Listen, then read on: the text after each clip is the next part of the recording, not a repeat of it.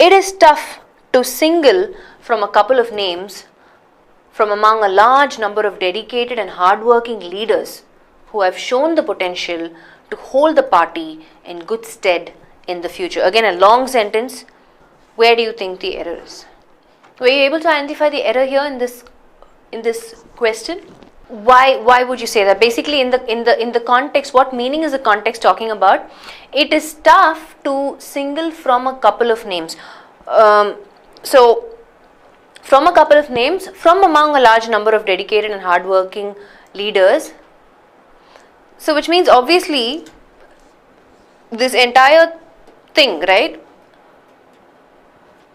Single from is incorrect. Single out is our expression, right? What is the meaning of single out? Have you heard this phrase? Single someone out. Someone or something out, right? So it's more to do with, obviously out is an adverb. So we know that a verb plus an adverb or a verb plus a preposition is a phrasal verb, right? So it is tough to single out a couple of names from among a large number of dedicated and hardworking leaders. So from this group, it is difficult to single out. What is the meaning of single out? To choose one person from a group for whatever reason, right? Let's look at an example. So I can say, who would you single out as the most promising student of the year, right? So in the context again, we are saying out of all the students, who would you pick? Who would you choose? Right? That's the meaning. The meaning is to choose one person or thing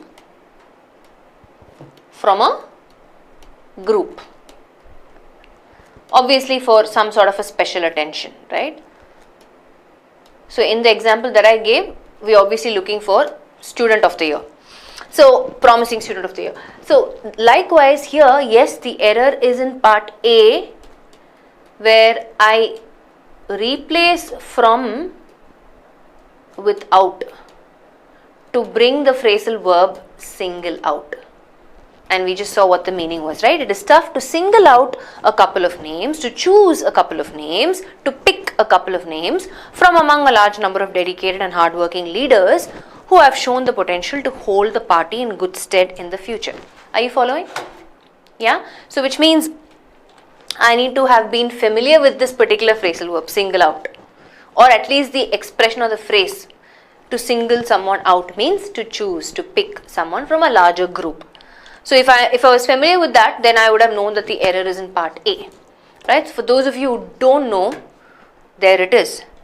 Indian Oil Corporation may not passing on the entire cost burden of Bharat Stage 4 grade fuel to the consumers, though there will be a marginal increase in price.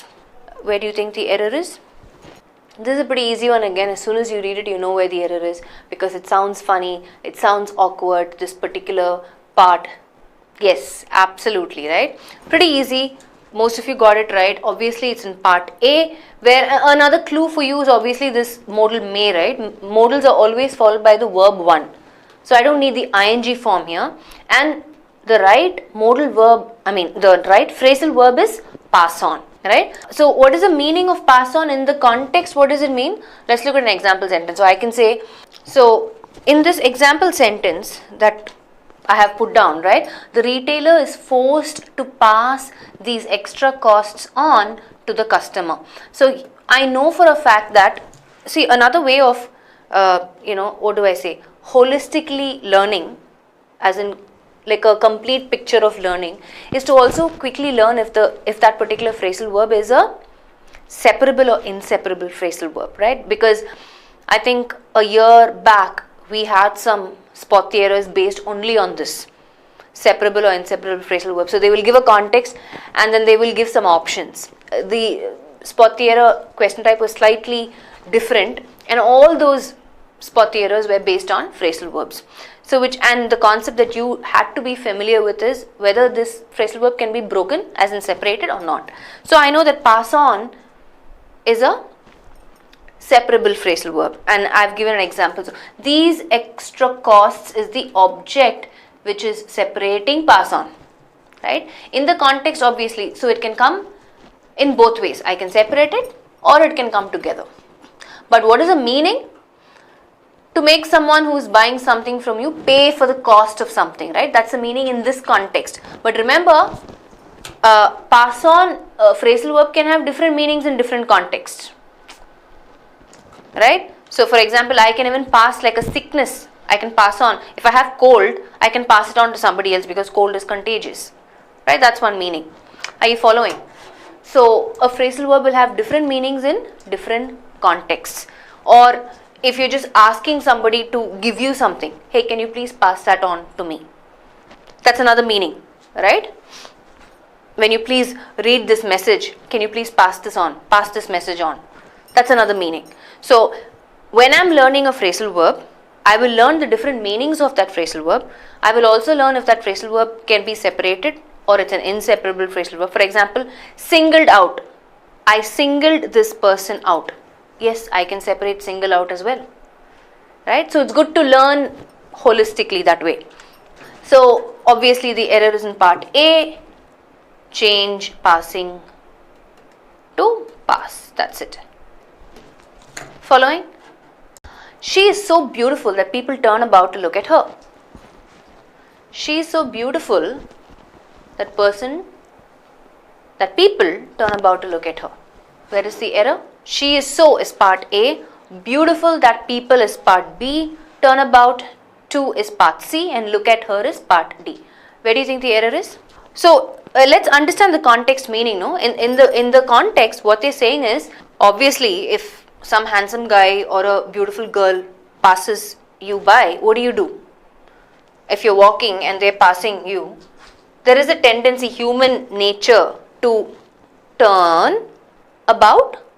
Or what's the right phrasal verb? You turn to see, you turn to check that person out, right? What's the right phrasal verb there?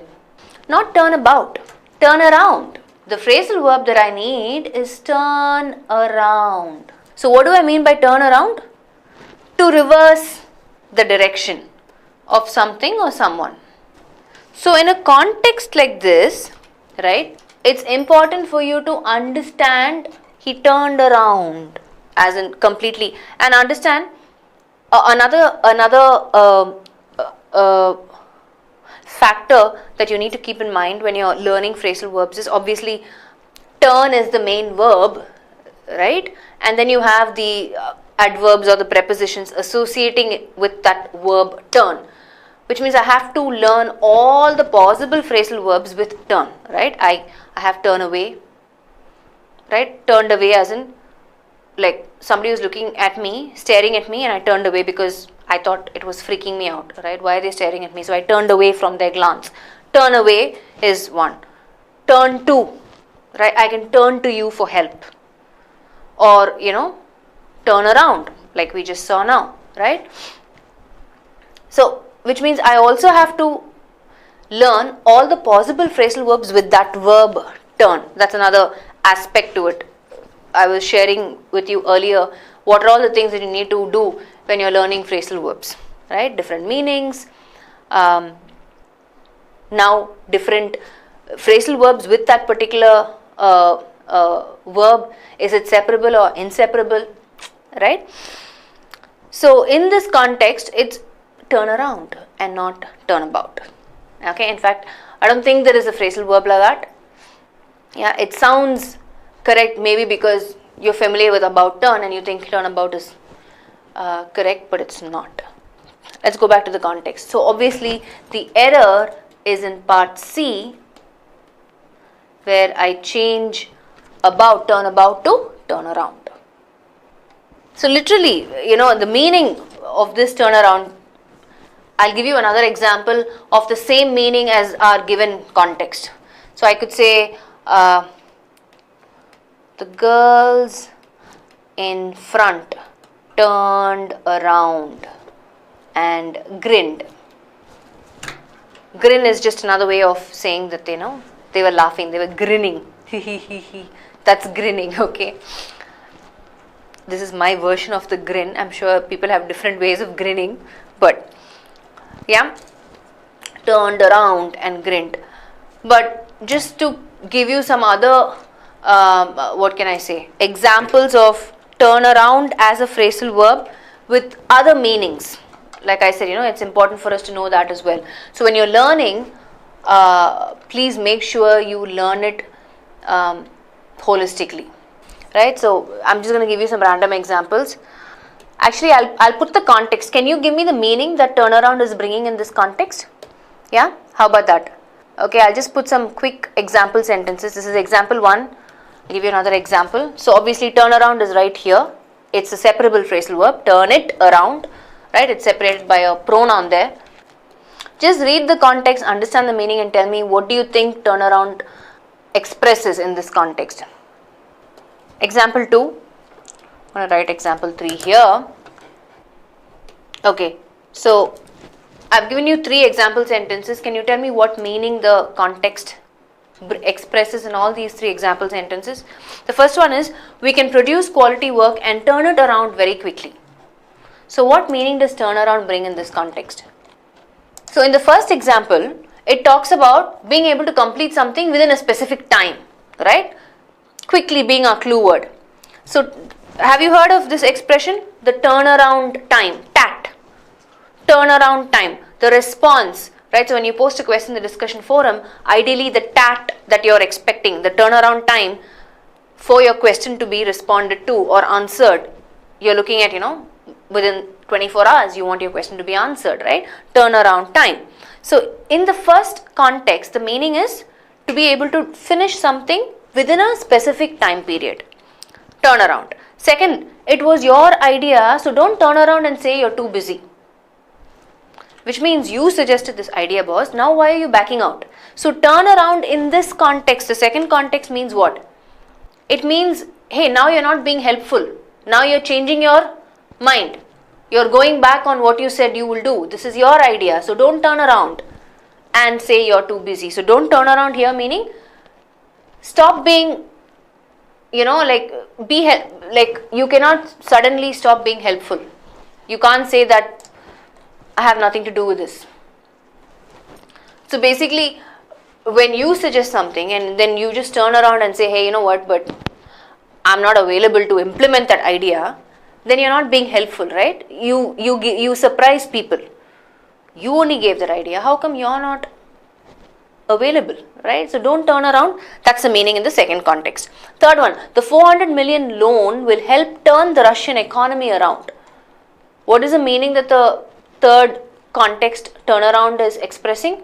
The 400 million loan will help turn the Russian economy around, which means the Russian economy right now is not doing pretty well. It's unsuccessful, but the 400 million is going to help change that situation. So here it's going to turn the unsuccessful situation to a successful situation, right? So do you see how it's important for us to understand that one phrasal verb can have different meanings in different contexts? That's one way to learn phrasal verbs. 2 is, we looked at other phrasal verbs with turn to, turn away, turn around. Yeah, and whether it's separable or inseparable, right? Okay, great. We spent a lot of time here.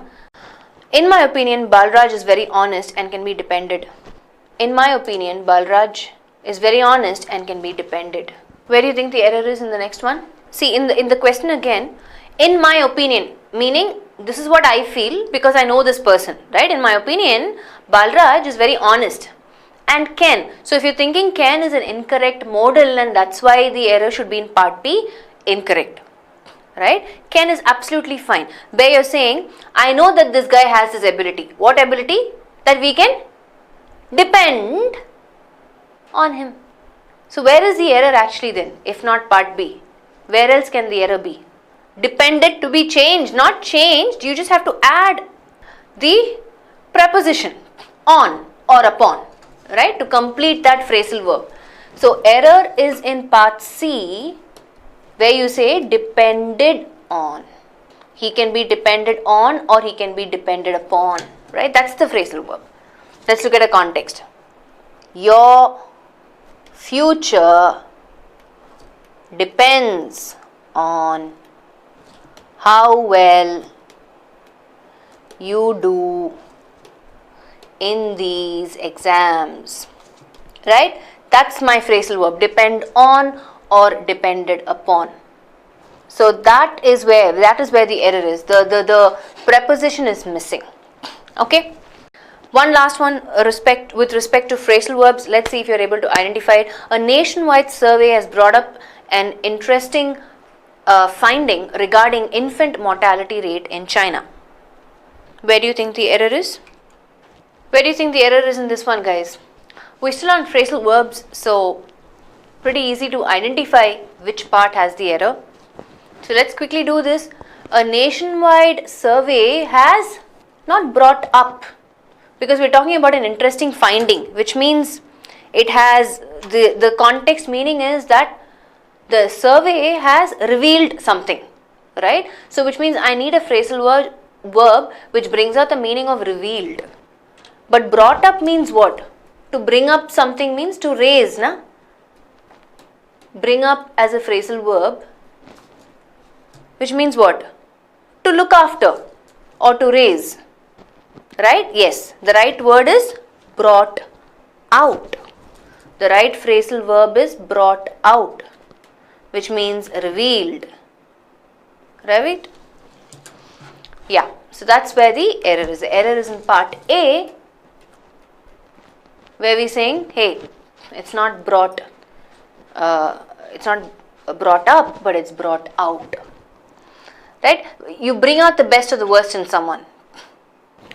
Just to put this in context, the wine really brings out the spicy flavor of the meat.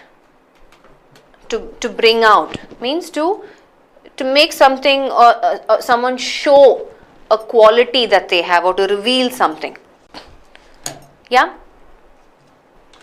Clear? So that was errors pertaining to phrasal verbs. A lot for us to chew on when it comes to phrasal verbs. I hope you understood the idiomatic phrase to chew on. Means to think, to invest, to explore, right? To spend more time analyzing phrasal verbs. So I've already given you how to approach phrasal verbs. So you will be able to identify errors like incorrect phrasal verbs or not in the right form, like pass on and not passing on, right? Which form is required for a phrasal verb? It's always the verb 1. Brought is not verb 1, it's verb 3. Bring, brought. So I take that back. But what I'm trying to say is understand the form in which it comes. Right? It can be a present tense form, it can be a past tense form. It can also be a continuous tense form depending on the context. Yeah?